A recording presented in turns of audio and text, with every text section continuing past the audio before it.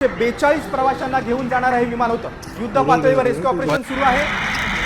1:38 दुपारी 1:38 खरं तर अहमदाबाद विमानतळावरून या विमानानं उड्डाण केलं होतं। 15 किलोमीटरचा टप्पा त्याने गाठला आणि अशात ते क्रॅश झालं। अचानक मेघाली नगर हा जो रहिवासी एरिया आहे त्या ठिकाणी ते पडलं। हे असा एरिया आहे जिथून 15 किलोमीटर अंतरावरती विमानतळ तर आहे, मात्र अगदी हाकेच्या अंतरावरती सिव्हिल हॉस्पिटल सुद्धा आहे। आणि आताची सगळ्यात महत्त्वाची बातमी म्हणजे सिव्हिल हॉस्पिटलच्या टीबी विभागावरती हे विमान कोसळल्याचं कळत आहे आणि त्यामुळे 15 डॉक्टर सुद्धा जखमी झालेले आहेत रुग्णालयातील। आणि याच रुग्णालयामध्ये सुद्धा आता जवळचे रुग्णालय आहे तर काही जखमींना सुद्धा नेण्यात येण्याचं कळत आहे। ग्रीन कॉरिडॉर तयार करण्यात आलेला आहे। जे जखमी आहेत त्यांना बचाव करून त्यांना मदत कार्य पोहोचवून त्यांना लवकरात लवकर रुग्णालयात पोहोचवण्याचं आपण दृश्य बघतोय। ही सगळी मेघाली नगर परिसरातील दृश्य आहेत। अगदी धुराचे लोट आपल्याला दिसते। जेव्हा हे विमान दुर्घटनाग्रस्त झालं त्यानंतर अगदी आकाशामध्ये असे धुराचे लोटच्या लोट पसरले होते।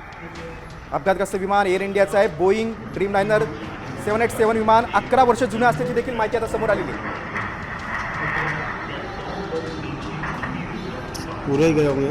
तांत्रिक बिघाडामुळे विमानाला अपघात झाल्याची प्राथमिक माहिती समोर आलेली आहे। अपघात होताच विमानानं पेट घेतला।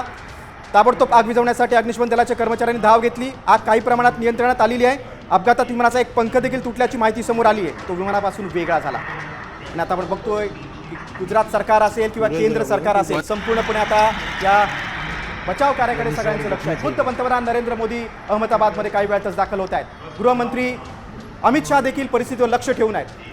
तर काही वेळापूर्वी साम टीव्हीनं विमानतज्ञांशी संपर्क केला होता आणि त्यांच्याकडनं आपण जाणून घेतलं होतं की नेमकं काय या ठिकाणी प्रॉब्लेम झाला असावा। मात्र त्यांनी सांगितलं होतं की एक वेळ असतं जेव्हा उड्डाण केल्यानंतर विमान अशा स्थितीमध्ये असतं जे पूर्ण हवेतही नसतं आणि जमिनीवर सुद्धा ते लँड करू शकत नसतं। अशा एरियामध्ये असताना हे विमान जे आहे ते क्रॅश झालंय। म्हणून जेव्हा तांत्रिक बिघाड जरी झाला असेल तरी वैमानिकाला यू टर्न घेता येत नव्हता, त्याला लँडिंग करता येत नव्हतं आणि त्यामुळे हे क्रॅश झाल्याचं कळतं।